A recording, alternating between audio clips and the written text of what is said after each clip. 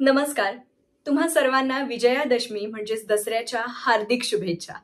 आजची कथा ही दसरा स्पेशल आहे, त्यामुळे बाकी काही न बोलता डायरेक्टली कथेला सुरुवात करूया. भीत्यापाठी ब्रह्मराक्षस. तर मंडळी, आज दसरा. गावात प्रत्येक घराघरात उत्साह, आनंद आणि जल्लोषाचं वातावरण. गेले 9 दिवस चालू असलेली गावातली ही जत्रा आज अखेर रावण दहनाने संपन्न होणार. चला चला बघूयात गावात काय चाललंय. अरे, गावाचं नाव सांगितलंच नाही की मी. गावाचं नाव आहे ढेकणेवाडी. गाव काही तसं फार मोठं नाही, साधारण 35-40 घरं.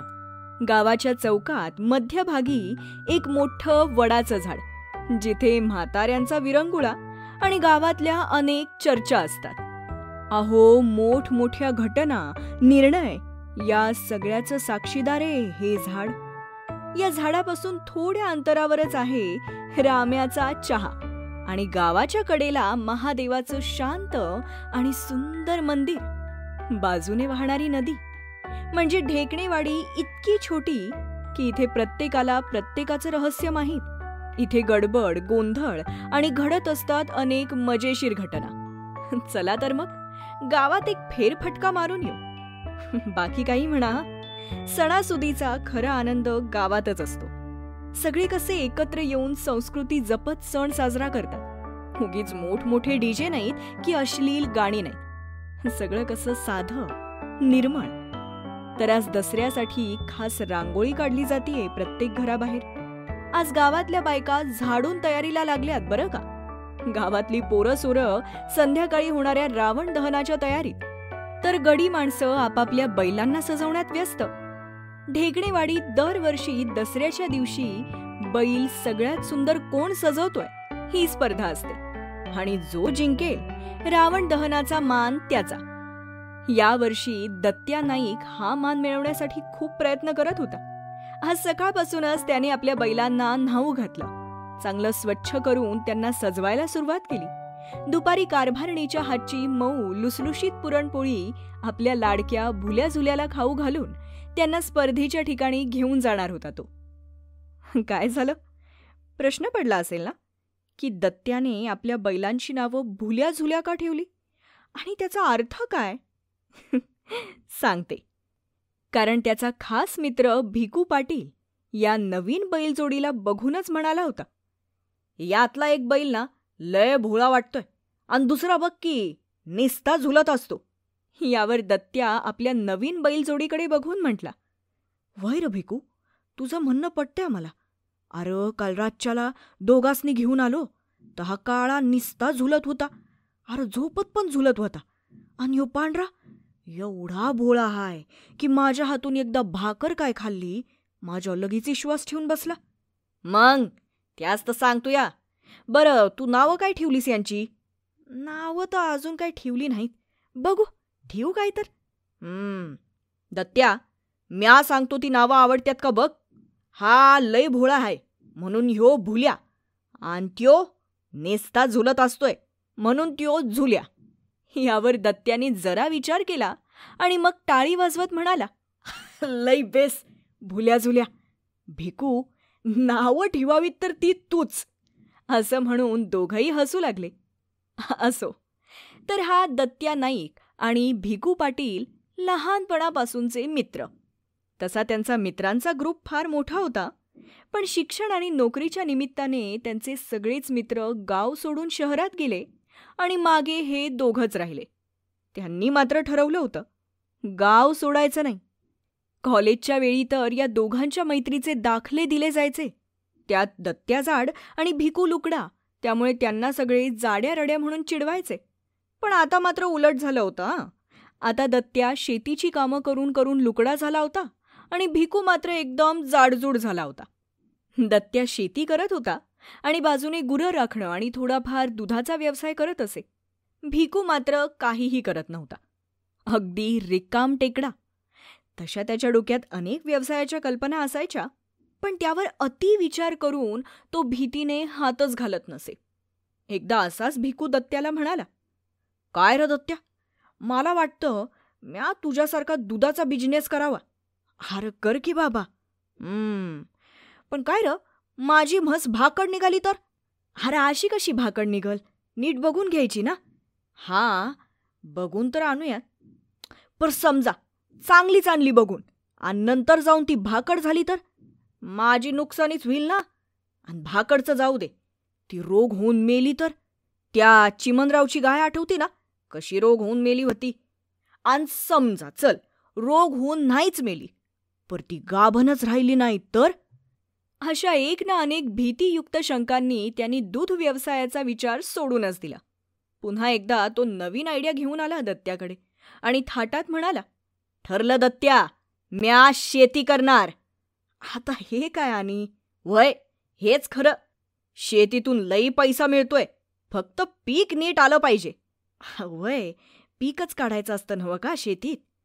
काढीन की, ते लय अवघड आहे. वय, फक्त ते कीड पडू नये पिकावर. अरे त्यासाठी फवारणी करायची की.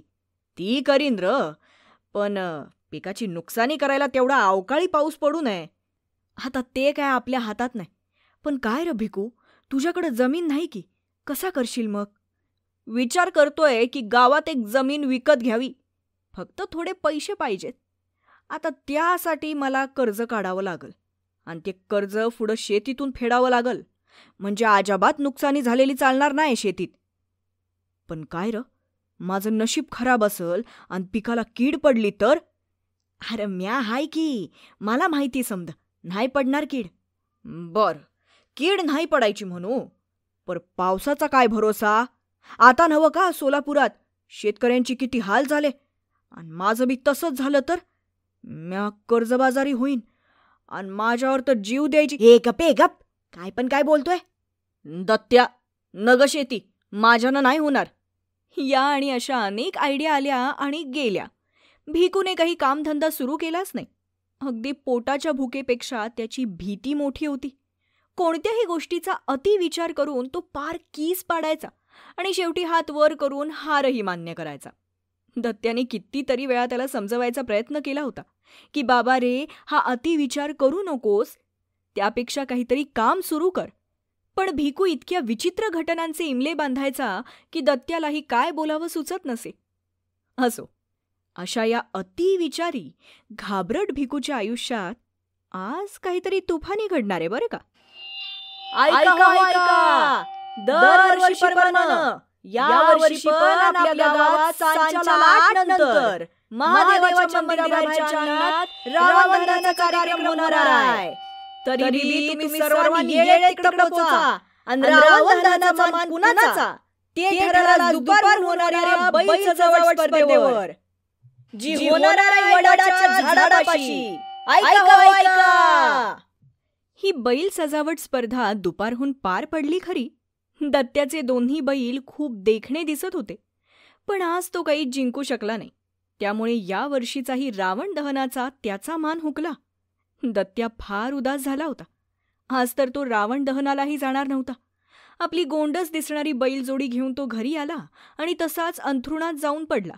थोड्या वेळातच अंगणातून भिकूची हाक आली, दत्त्या, ए दत्त्या. काय र, अरे चल जरा जत्रेत जाऊन येऊ. आज शेवटचा दिवस नव जत्रेचा. तू जा, म्या नाही येणार. अरे या वर्षी नाही तर पुढच्या वर्षी पटकावशील की मान. आता तर चल माझ्यासोबत. अरे तू जा र एकटा. नग, म्या एकटा गेलो आणि कोणी माझं पाकिट मारलं तर? नाही समजा जाताना माझा अपघात झाला तर? आणि ते बी नाही झालं तर जत्रेत म्या काहीतरी चुकीचं खाल्लं आणि माझं पोट खराब झालं तर? ए बाबा, काय ते स्पष्ट बोल. तेच म्हणतोय, हे समद माझ्यासोबत होऊ नये म्हणून तू बी चल संगट. चल बाबा चल. नाईलाजाने दत्त्या भिकूबरोबर निघाला. दोघंही गावातल्या जत्रेत पोहोचले. दरवर्षी नवरात्र उत्सवात होणारी ही जत्रा ढेकणेवाडीचं खास आकर्षण होती. आजूबाजूच्या गावातूनही बरीच लोक यायची. या काळात गावात नुसती धामधूम असायची. दत्त्या आणि भिकू जत्रेत फिरत फिरत एका ठिकाणी थांबले. म्हणजे भिकूनेच दत्त्याला थांबवलं. तिथे एक भविष्य सांगणारा माणूस बसला होता. यान भविष्य बघून घ्या. आत्ताच सांगतो, फटक्यात सांगतो. लवकर या, लवकर या. पैसे, काम, अपत्य, लग्न नुसता हात बघून समद सांगणार. तो भविष्य सांगणारा माणूस आपल्याकडच्या तोडक्या मोडक्या स्पीकरवर बोलत होता. ए दत्त्या, चल की याच्याकडनं भविष्य जाणून घेऊ.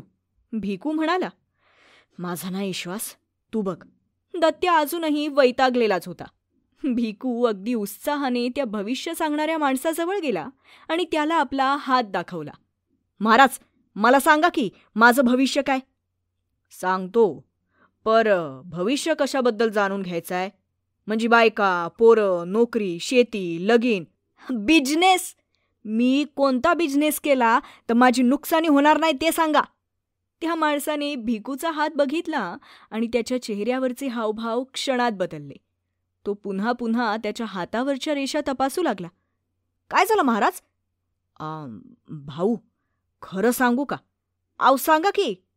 बिझनेसचं माहीत नाही, पर तुमच्या भविष्यात मला अकाली मृत्यू दिसतोय. काय? भिकू आणि दत्त्या एकदमच म्हणाले. दोघांनाही हे विचित्र भविष्य ऐकून धक्का बसला होता. वय, नीट जपा स्वतःला, जगून घ्या. जे करायचं ते करून घ्या, कारण तुमच्याकडं लई कमी टाईम आहे. भिकू काहीच बोलला नाही. त्याने फक्त त्या माणसाच्या हातावर 10ची नोट ठेवली आणि तो तिथून निघाला.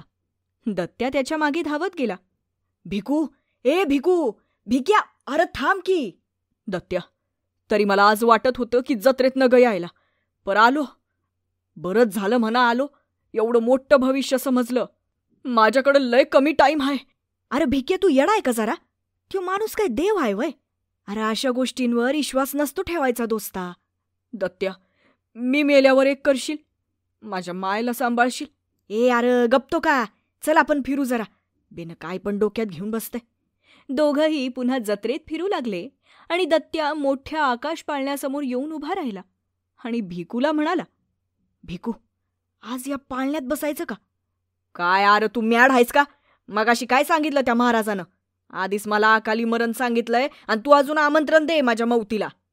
नाही र, उलट त्यो काय म्हणला? जगून घे.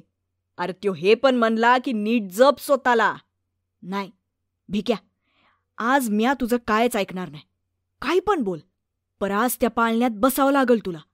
दत्त्या काही ऐकायला तयार नाही. शेवटी मित्राच्या आग्रहापुढे भिकूचा नाईलाज झाला आणि तो पाळण्यात बसायला तयार झाला. दोघंही पाळण्यात बसले आणि पाळणा सुरू झाला.